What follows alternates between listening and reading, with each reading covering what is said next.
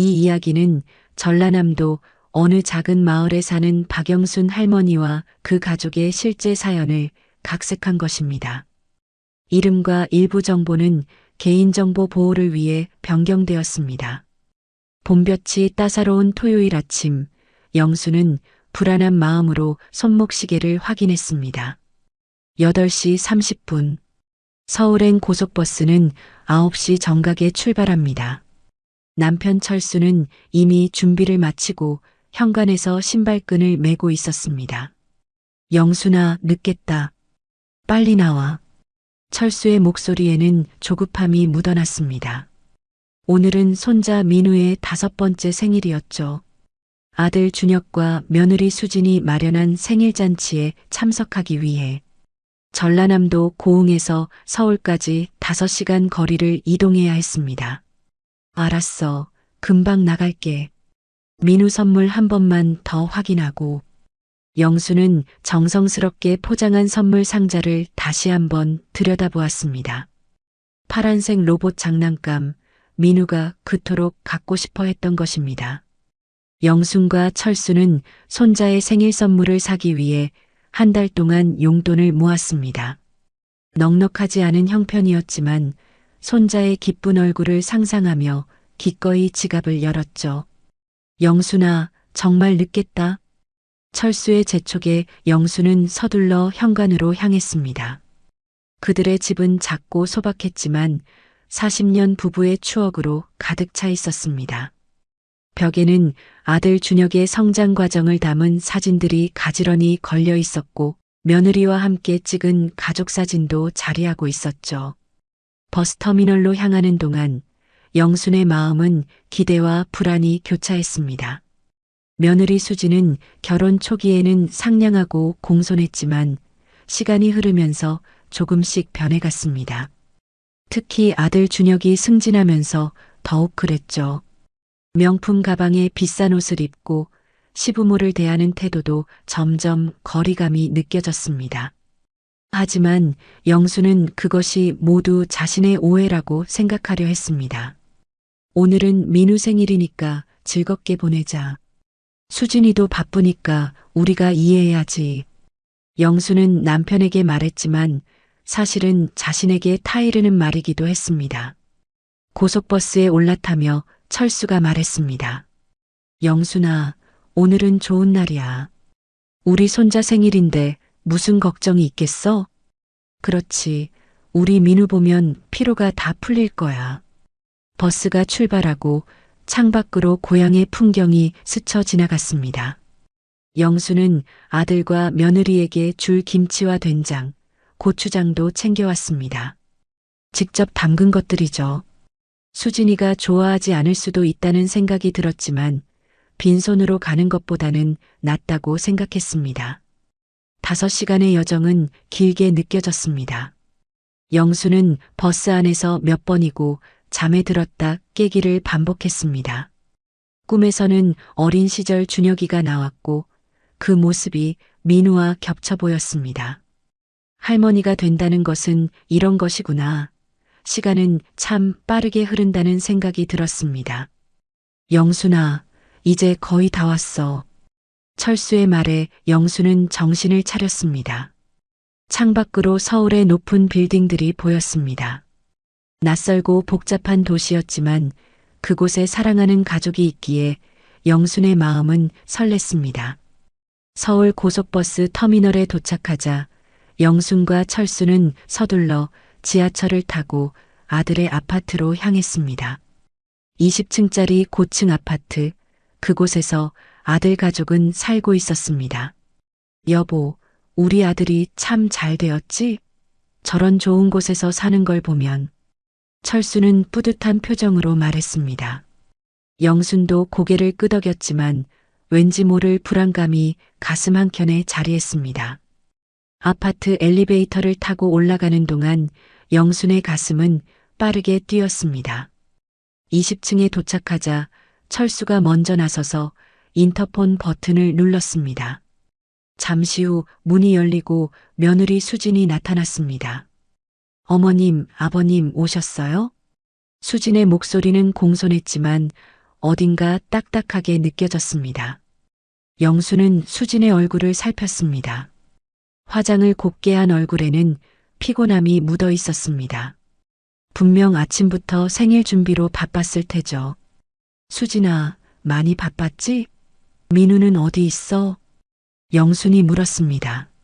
수진은 현관문을 활짝 열어주며 대답했습니다. 민우는 지금 낮잠 자고 있어요. 오후에 친구들이 오기 전에 좀 쉬어야 해서요. 그래, 애가 피곤하면 자는 게 좋지. 영순과 철수는 신발을 벗고 거실로 들어갔습니다. 집안은 깔끔하게 정돈되어 있었고 벽면에는 생일 파티를 위한 장식들이 걸려 있었습니다. 테이블 위에는 아직 포장된 선물들이 몇 개 놓여 있었습니다. 수진아, 이거 고향에서 가져온 김치랑 된장이야. 냉장고에 넣어두렴. 영순이 손에 들고 있던 보따리를 수진에게 건넸습니다. 수진은 잠시 망설이는 듯 했지만 곧 받아들었습니다. 감사합니다. 제가 냉장고에 정리할게요. 수진이 부엌으로 향하는 동안 영순과 철수는 소파에 앉았습니다. 집안은 조용했습니다. 준혁은 아직 회사에 있는 듯 했고 민우는 방에서 자고 있었죠. 어머님, 점심 드셨어요? 아직 안 드셨으면 제가 준비할게요. 부엌에서 돌아온 수진이 물었습니다. 영순과 철수는 아침 일찍 출발했기 때문에 정말 배가 고팠습니다. 아니, 아직 못 먹었어. 근데 내가 바쁠 텐데 괜찮겠어? 괜찮아요. 저도 아직 점심 안 먹었으니까 같이 먹어요. 수진의 말에 영수는 안도했습니다.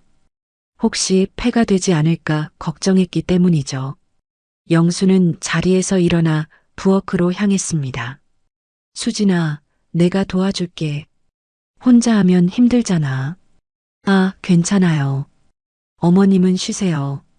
금방 준비할 수 있어요. 수진이 말했지만 영수는 고개를 저었습니다. 괜찮아. 이것저것 이야기하면서 하자. 오랜만에 만났는데. 영수는 수진과 함께 부엌에 서서 야채를 씻기 시작했습니다.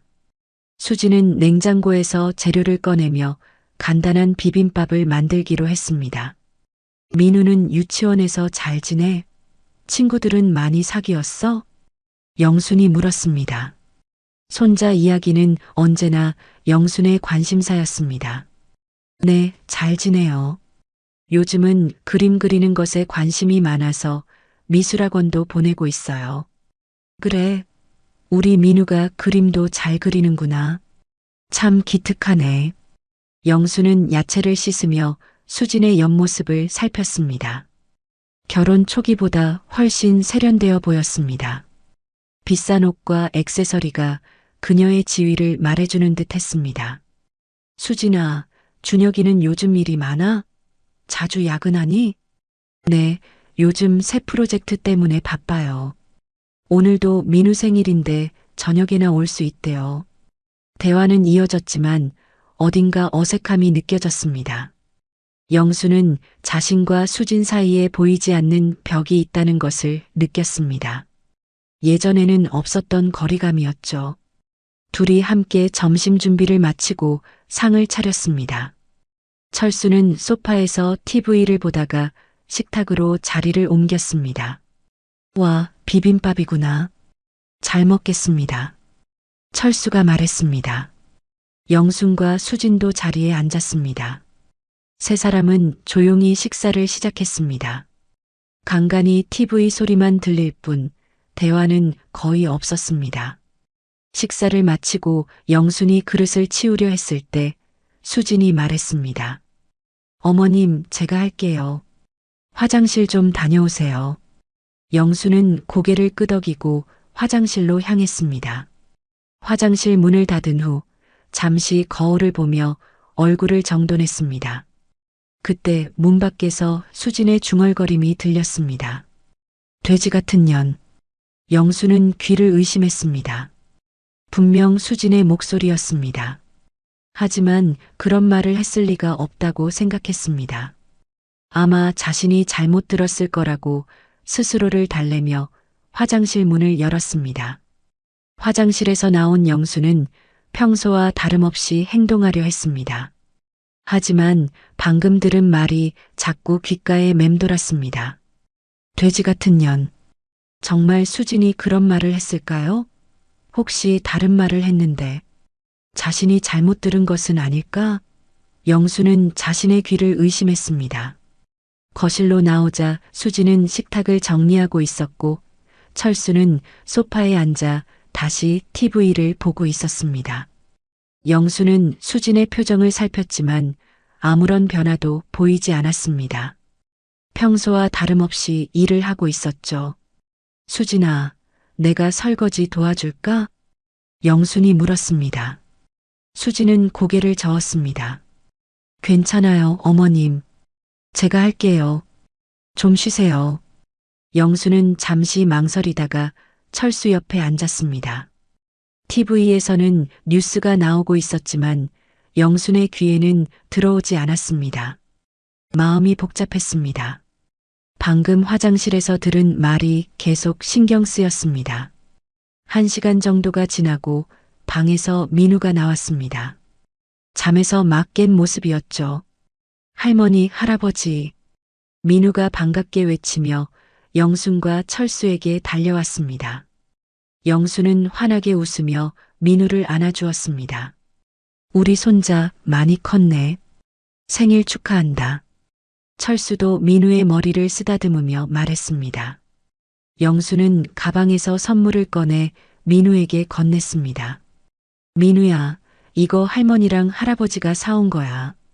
생일 선물이다.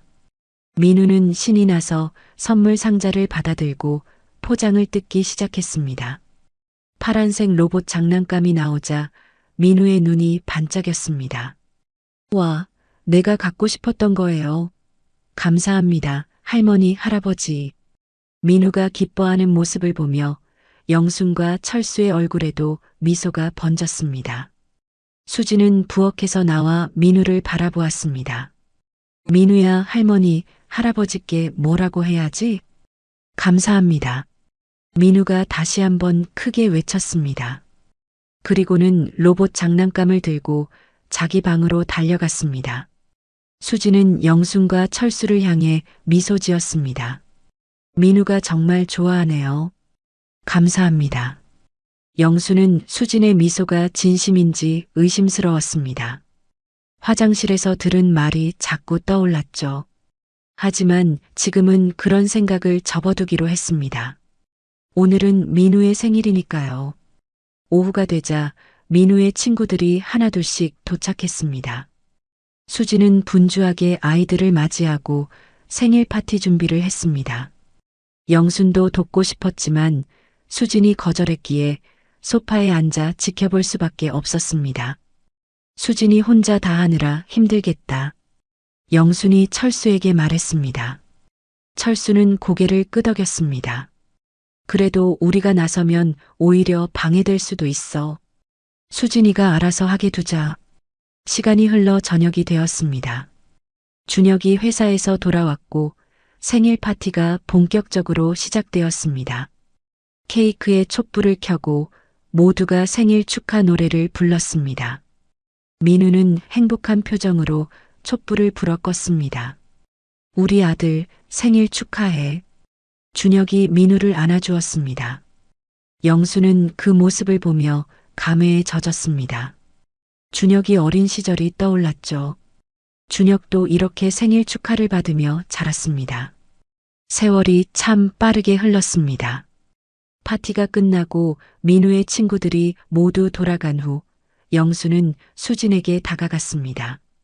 지금이 화장실에서 들은 말에 대해 물어볼 적절한 때라고 생각했습니다. 수진아, 잠깐 이야기 좀 할 수 있을까? 영순이 조심스럽게 물었습니다. 수진은 설거지를 하다가 고개를 들었습니다. 네, 어머님. 무슨 일이세요? 아까 내가 화장실에 있을 때 혹시 무슨 말 했니? 영순의 질문에 수진의 표정이 순간 굳어졌습니다. 하지만 곧 무표정으로 돌아왔습니다. 아니요, 특별히 한 말 없어요. 왜요? 아, 그냥 뭔가 들린 것 같아서. 돼지 같은 년이라고 하는 소리가 들린 것 같았거든.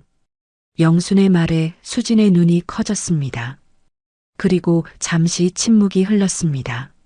수진은 설거지를 멈추고 영순을 정면으로 바라보았습니다.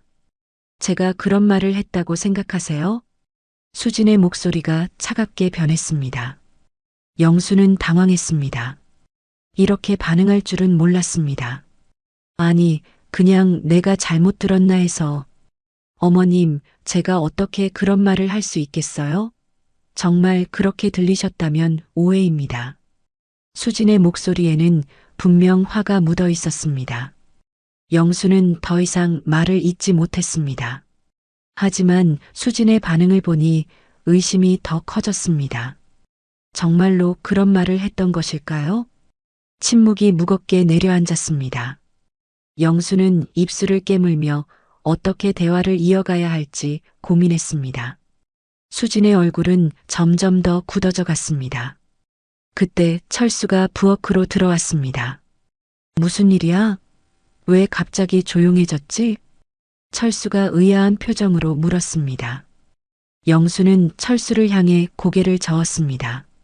지금 이 상황을 설명하고 싶지 않았습니다. 아니야, 그냥 수진이랑 이야기 중이었어. 하지만 수진은 갑자기 설거지를 하던 손을 탁 놓았습니다. 물이 튀었고 그릇이 싱크대에 부딪혀 소리가 났습니다. 아, 저녁에 드시면 되지 무슨 점심까지 드신다고 그러세요.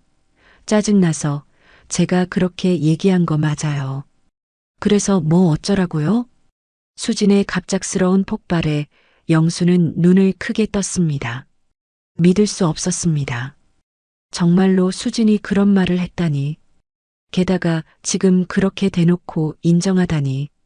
수진아, 무슨 말을 그렇게 해? 철수가 놀란 목소리로 물었습니다. 영수는 여전히 할 말을 잃은 채 수진을 바라보고 있었습니다. 아버님, 저도 사람이에요. 저도 오늘 아침부터 얼마나 바빴는지 아세요? 민우 생일 준비하느라 밤새 케이크 만들고 집 청소하고 장식하고. 그런데 갑자기 시부모님이 오셔서 점심까지 챙겨드리라니 솔직히 너무 힘들었어요. 수진의 말에 영수는 가슴이 아팠습니다. 그동안 며느리가 자신들을 얼마나 부담스러워했는지 몰랐습니다. 그렇게 생각하고 있었다니. 우리가 폐를 끼쳤구나. 미안하다. 영순이 작은 목소리로 말했습니다.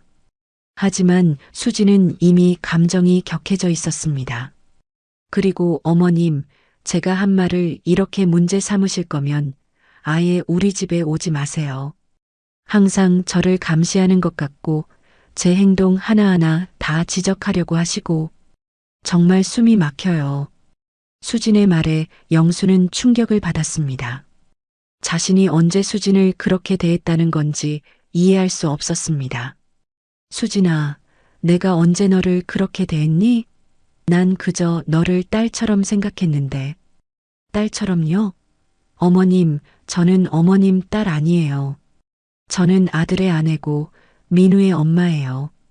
그것만으로도 충분히 힘든데 어머님까지 저를 이렇게 대하시면 어떡해요? 수진의 목소리가 점점 높아졌습니다. 그 소리에 민우가 방에서 나왔습니다. 엄마, 왜 소리 질러? 민우가 겁먹은 표정으로 물었습니다. 수진은 민우를 보자 표정이 순간 바뀌었습니다. 아니야, 민우야. 엄마가 좀 피곤해서 그래. 방에 가서 놀고 있어. 민우는 잠시 망설이다가 다시 방으로 들어갔습니다. 수진은 다시 영순과 철수를 향해 돌아섰습니다. 보세요. 민우까지 놀라게 했잖아요. 수진의 말에 영수는 더 이상 참을 수 없었습니다. 지금까지 참아왔던 감정이 한꺼번에 터져 나왔습니다. 뭐라고? 내가 민우를 놀라게 했다고? 내가 소리 지른 거잖아. 영순의 목소리도 높아졌습니다. 그리고 순간적으로 화가 치밀어 올라 손이 먼저 움직였습니다. 영수는 수진의 머리채를 잡아챘습니다. 이런 며느리, 내가 어떻게 참아? 영순이 수진의 머리를 잡아당기자 수진도 비명을 지르며 영순의 팔을 밀쳤습니다. 두 사람은 부엌에서 실랑이를 벌였습니다. 영순아, 그만해.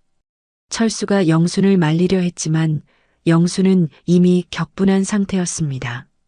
40년을 살면서 이렇게 화가 난 적이 없었습니다. 이런 며느리 처음 봤어. 내가 언제 너를 함부로 대했어? 내가 언제 너한테 그렇게 했다고 이런 식으로 나오는 거야? 영순의 외침에 수진도 지지 않고 맞받아쳤습니다. 어머님도 마찬가지예요.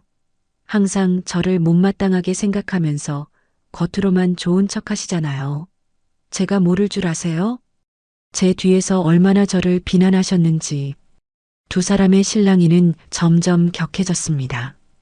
철수가 필사적으로 말렸지만 영순과 수진은 이미 감정이 폭발한 상태였습니다.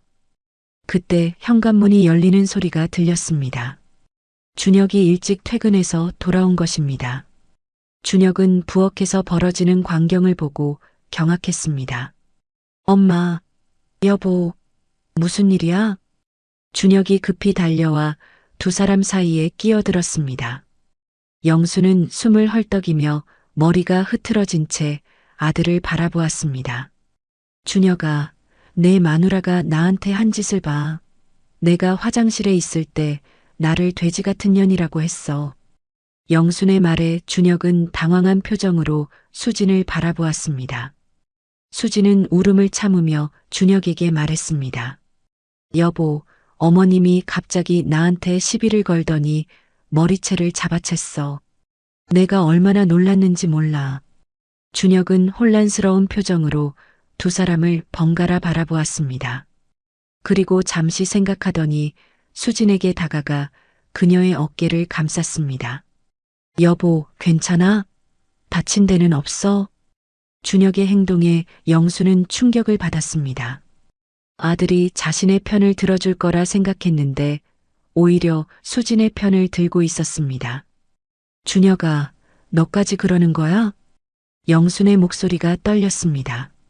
믿었던 아들마저 자신의 편이 아니라니 배신감이 밀려왔습니다. 준혁은 수진의 어깨를 감싼 채 영순을 바라보았습니다. 엄마, 진정해요. 왜 갑자기 이러세요? 수진이가 뭐라고 했든 머리채를 잡는 건 너무한 거 아니에요? 준혁의 말에 영수는 믿을 수 없다는 표정을 지었습니다. 자신의 아들이 이렇게 나올 줄은 상상도 못했습니다. 내가 지금 뭐라고? 내가 너무하다고? 내 마누라가 나를 돼지 같은 년이라고 했는데 내가 참아야 한다는 거야? 영순의 목소리가 점점 커졌습니다. 철수는 황급히 영순의 어깨를 잡았습니다. 영순아, 진정해. 이러다 민우가 또 놀랄라. 철수의 말에 영수는 잠시 입을 다물었습니다. 하지만 분노는 쉽게 가라앉지 않았습니다. 준혁은 한숨을 쉬며 말했습니다. 엄마, 수진이가 그런 말을 했다면 물론 잘못한 거예요. 하지만 엄마도 너무 과민하게 반응하신 것 같아요. 수진이도 오늘 하루 종일 민우 생일 준비하느라 많이 힘들었을 거예요. 준혁의 말에 수진은 눈물을 흘리기 시작했습니다. 그녀는 준혁의 품에 안겨 흐느꼈습니다. 여보, 난 정말 최선을 다했어. 민우 생일 잘 치러주려고 밤새 준비했는데 이렇게 될 줄 몰랐어. 수진의 연기 같은 눈물에 영수는 더욱 화가 났습니다. 하지만 아들이 수진의 편을 드는 모습을 보니 더 이상 할 말이 없었습니다. 준혁아, 내가 그렇게 나올 줄은 몰랐다. 내가 너를 어떻게 키웠는데. 영순의 말에 준혁의 표정이 굳어졌습니다. 엄마, 그건 또 무슨 말씀이세요? 제가 잘못 자랐다는 거예요? 저는 그냥 공정하게 상황을 보려는 거예요. 엄마도 잘못했고 수진이도 잘못했어요. 준혁의 말에 철수가 나섰습니다. 준혁아, 내 어머니한테 그렇게 말하면 안 되지. 내 마누라가 분명히 잘못한 거야. 시어머니를 그렇게 부를 수 있는 며느리가 어디 있어? 철수의 목소리도 높아졌습니다. 그동안 참고 있던 철수도 더 이상 참을 수 없었습니다. 준혁은 아버지를 향해 고개를 저었습니다. 아버지, 저도 수진이가 그런 말을 했다면 잘못했다고 생각해요. 하지만 그렇다고 머리채를 잡고 그럴 필요까지는 없잖아요. 뭐라고? 내가 지금 부모님한테 대드는 거야? 철수의 얼굴이 붉게 변했습니다. 그는 손가락으로 준혁을 가리키며 화를 냈습니다. 아버지, 제가 언제 대들었어요? 저는 그냥 상황을 중립적으로 보려는 거예요. 준혁의 말에 철수는 더욱 분노했습니다. 중립적? 내가 생각하는 중립이 그거야? 내 부모보다 마누라 편을 드는 게 이 불효자식? 철수의 외침에 준혁은 눈 하나 깜짝하지 않고 맞받아쳤습니다. 아버지, 불효자식이라니요. 저는 그저 공정하게 판단하려는 거예요. 엄마가 수진이 머리채를 잡은 건 사실이잖아요. 준혁의 태도에 철수는 더 이상 말을 잇지 못했습니다. 그저 분노와 실망감에 떨고 있을 뿐이었습니다. 영수는 이미 눈물을 흘리고 있었습니다. 준혁아, 내가 그렇게 나올 줄은 정말 몰랐다. 내가 널 어떻게 키웠는데. 영순의 말에 준혁은 한숨을 내쉬었습니다.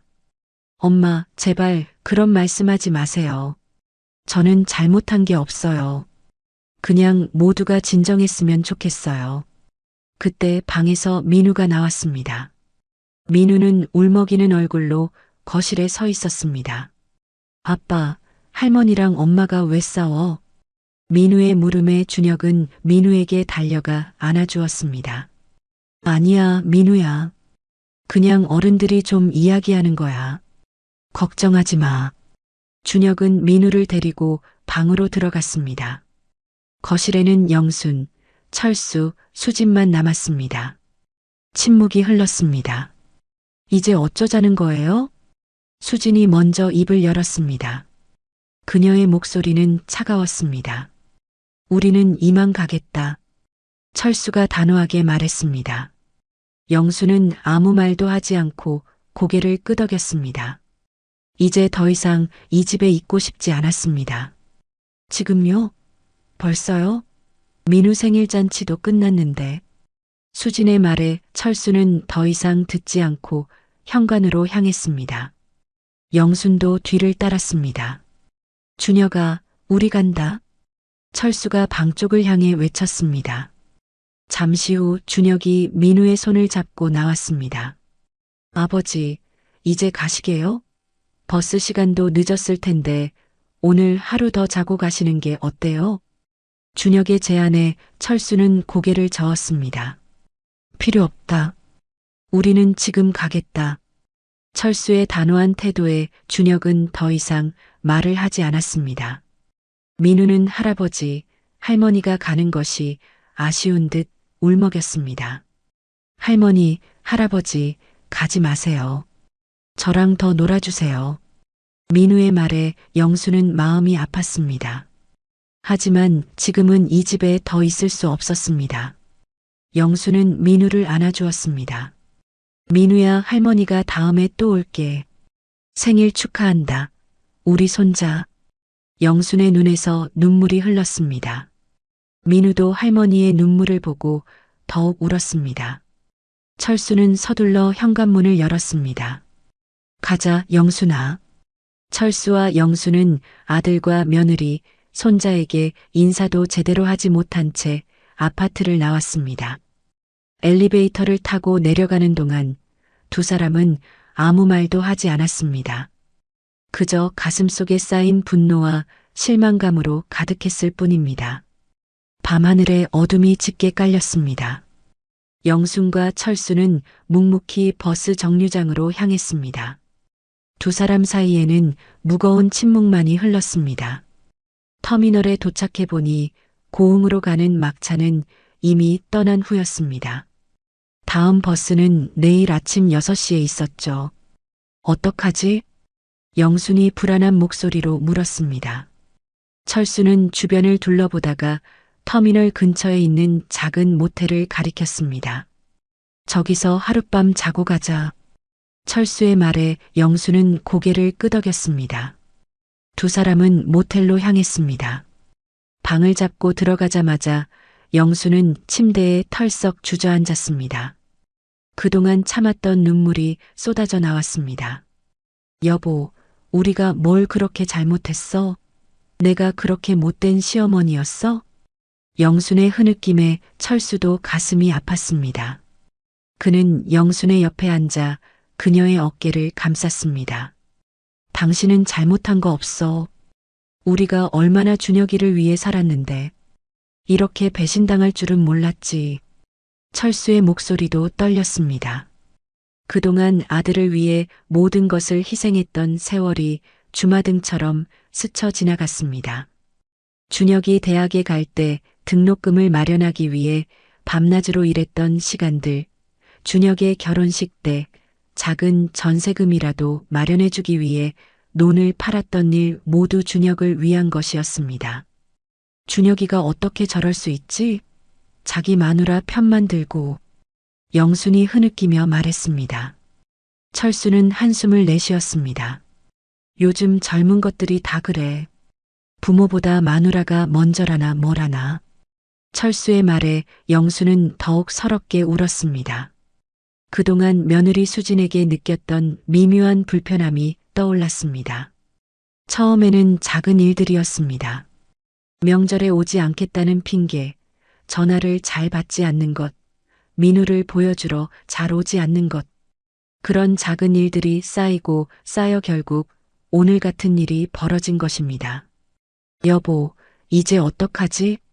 영순이 물었습니다. 철수는 잠시 생각에 잠기더니 결연한 표정으로 말했습니다. 내일 바로 변호사를 만나러 가자.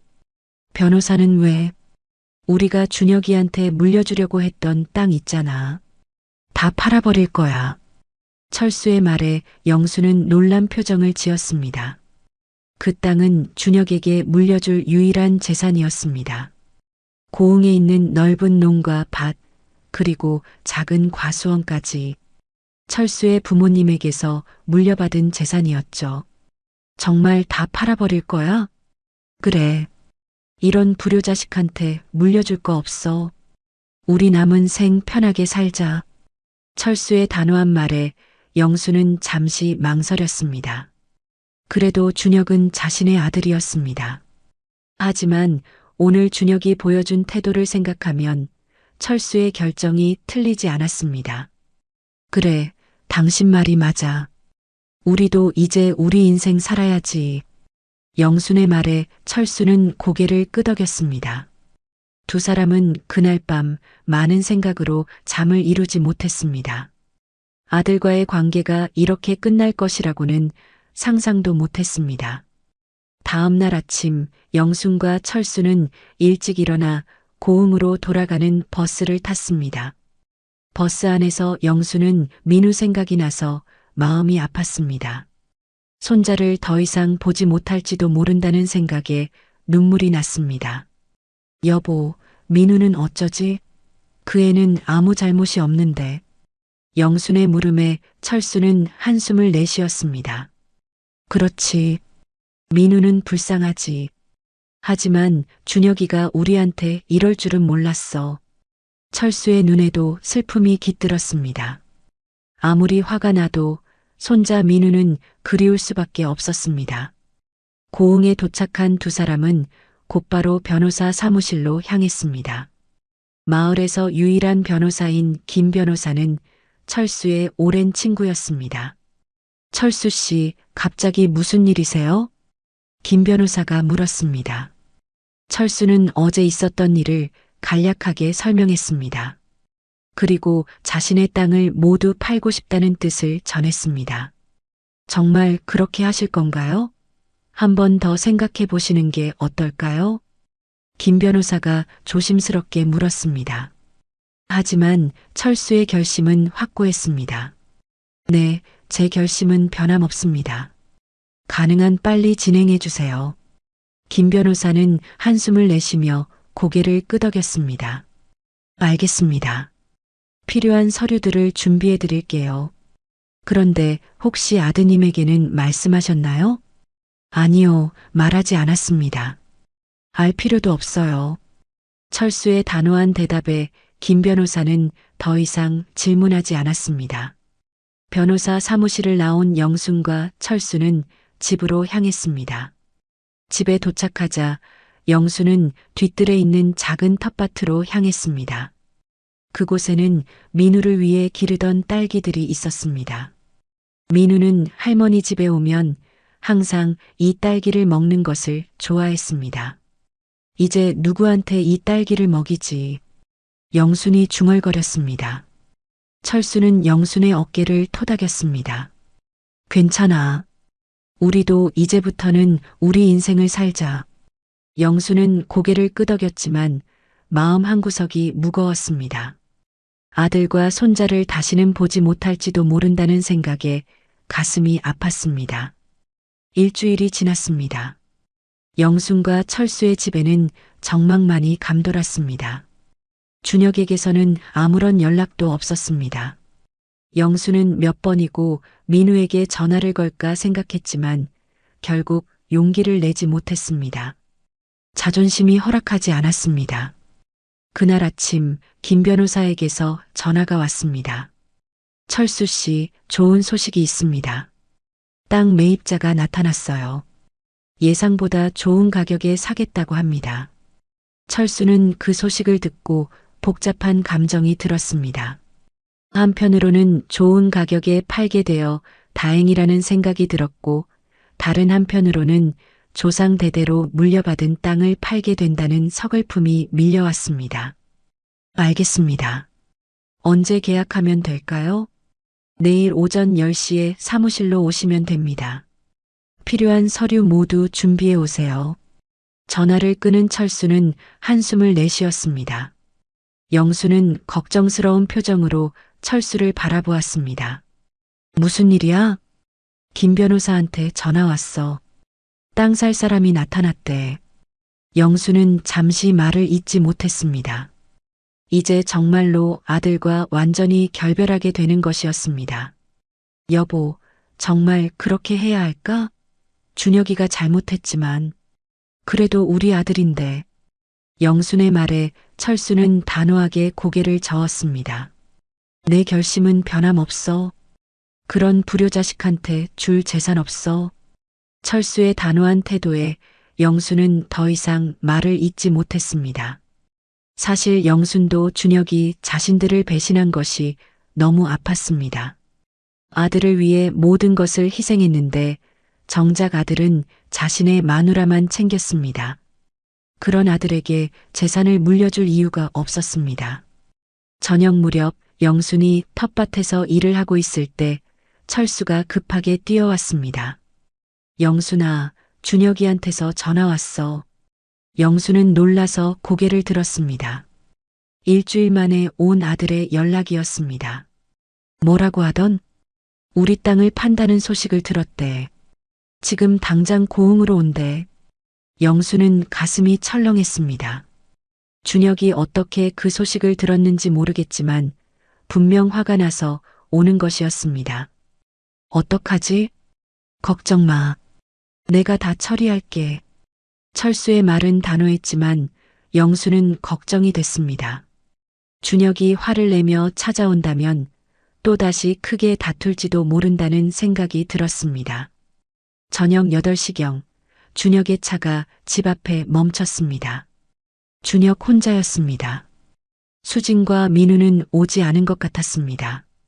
준혁은 현관문을 세게 두드렸습니다. 아버지, 어머니, 문 열어주세요. 철수가 문을 열었습니다.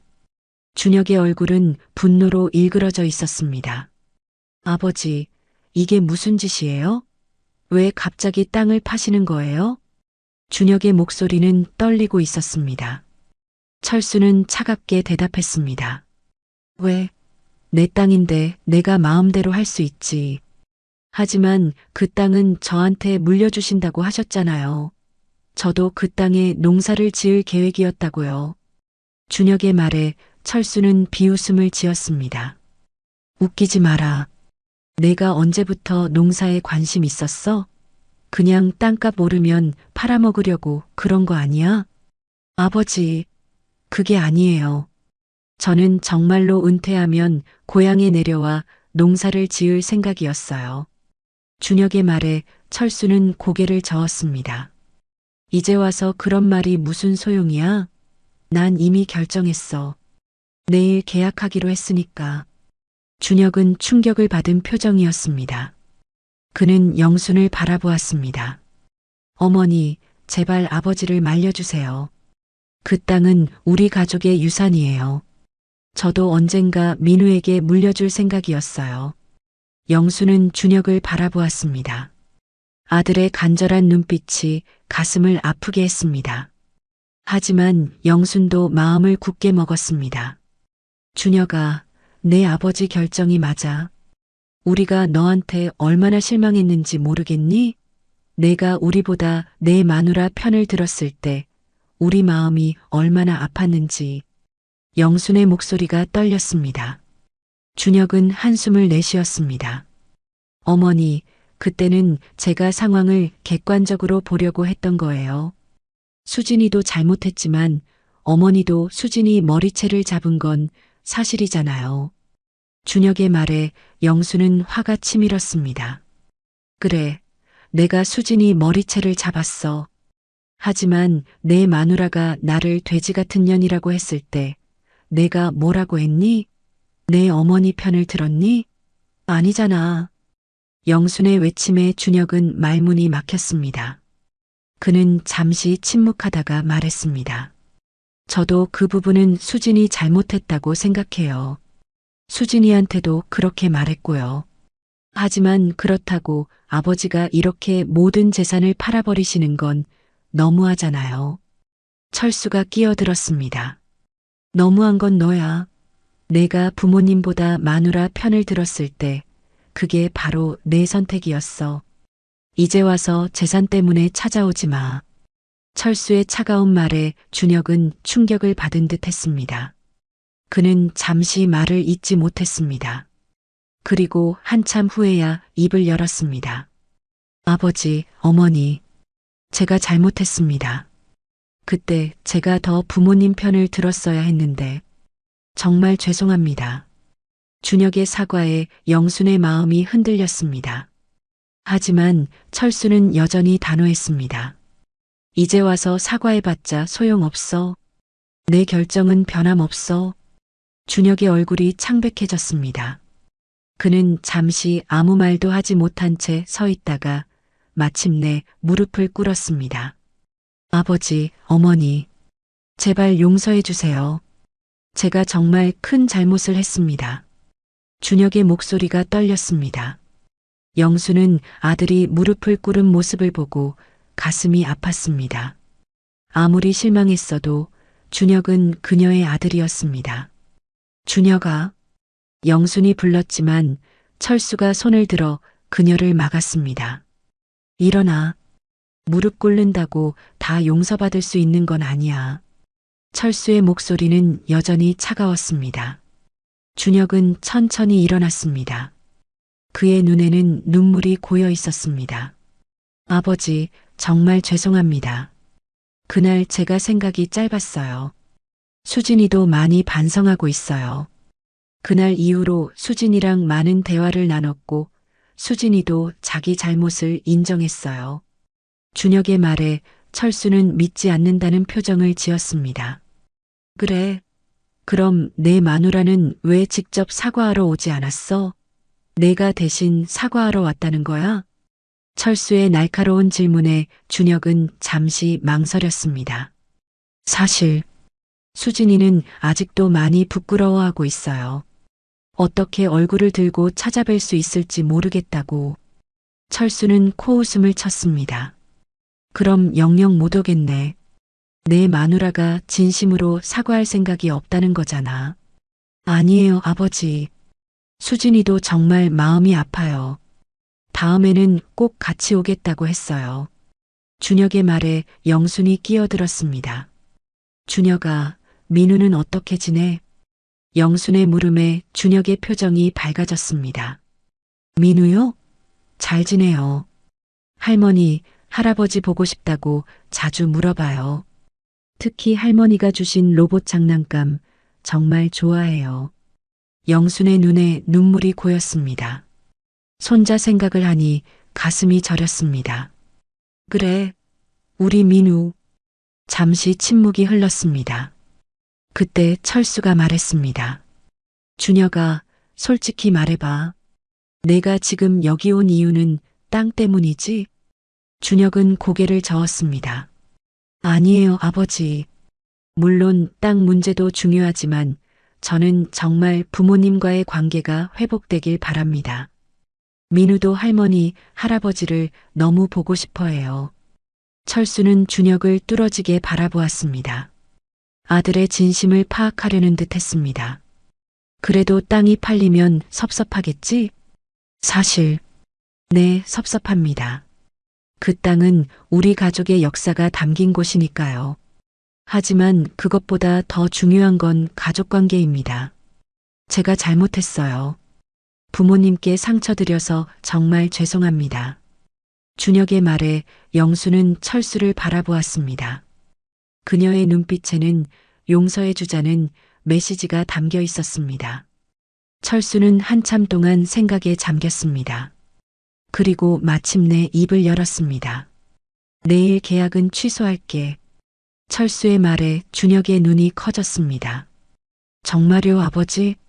하지만 조건이 있어. 철수의 목소리는 단호했습니다. 무슨 조건이든 들을게요. 첫째, 내 마누라가 직접 와서 진심으로 사과해야 해. 둘째, 앞으로는 명절이든 뭐든 꼭 고향에 내려와야 해. 셋째, 민우를 자주 데리고 와서 할아버지, 할머니와 시간을 보내게 해. 철수의 조건에 준혁은 연신 고개를 끄덕였습니다. 물론이죠, 아버지.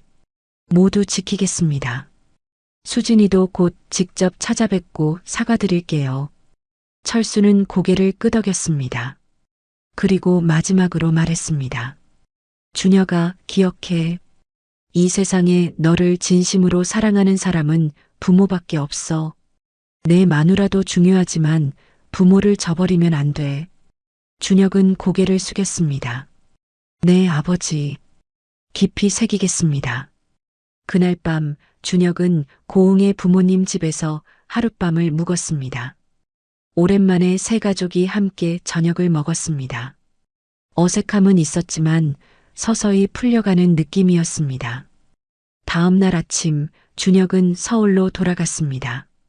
떠나기 전 그는 부모님께 약속했습니다. 이번 주말에 수진이랑 민우 데리고 꼭 다시 오겠습니다. 영수는 아들을 꼭 안아주었습니다. 그래, 꼭 와. 우리 민우도 보고 싶고. 준혁이 떠난 후 영순과 철수는 마당에 앉아 있었습니다. 봄날의 따스한 햇살이 두 사람을 비추고 있었습니다. 여보, 잘한 결정이었어. 영순이 말했습니다. 철수는 고개를 끄덕였습니다. 그래, 아무리 그래도 자식인데 완전히 등 돌릴 수는 없지. 영수는 남편의 손을 꼭 잡았습니다. 어제까지만 해도 모든 것이 끝난 것 같았는데 오늘은 새로운 시작을 맞이한 것 같았습니다. 수진이가 정말 사과하러 올까? 영순이 걱정스럽게 물었습니다. 철수는 고개를 끄덕였습니다. 올 거야. 안 오면 진짜 땅 팔아버릴 테니까. 철수의 말에 영수는 피식 웃었습니다. 남편의 고집은 여전했습니다. 여보, 땅을 팔겠다고 했을 때 정말 팔 생각이었어? 영순의 질문에 철수는 잠시 생각에 잠겼습니다. 글쎄, 진짜 팔 생각은 아니었을지도 모르지. 하지만 준혁이한테는 진짜 팔 것처럼 보여야 했어. 그래야 정신 차리고 제대로 반성하니까. 영수는 남편의 말에 고개를 끄덕였습니다. 철수는 언제나 강한 척했지만 속으로는 자식을 끔찍이 사랑하는 아버지였습니다. 여보, 우리도 이제 늙었네. 영순이 문득 말했습니다. 철수는 아내의 손을 꼭 잡았습니다. 그래도 우리 손자 민우는 잘 크는 거 봐야지. 두 사람은 봄날의 따스한 햇살 아래에서 앞으로 다시 찾아올 가족의 웃음소리를 기다렸습니다. 비록 상처를 주고받았지만 가족의 연은 쉽게 끊어지지 않는 법입니다. 영순과 철수는 이제 다시 시작될 가족의 화합을 기대하며 봄날의 오후를 조용히 맞이했습니다.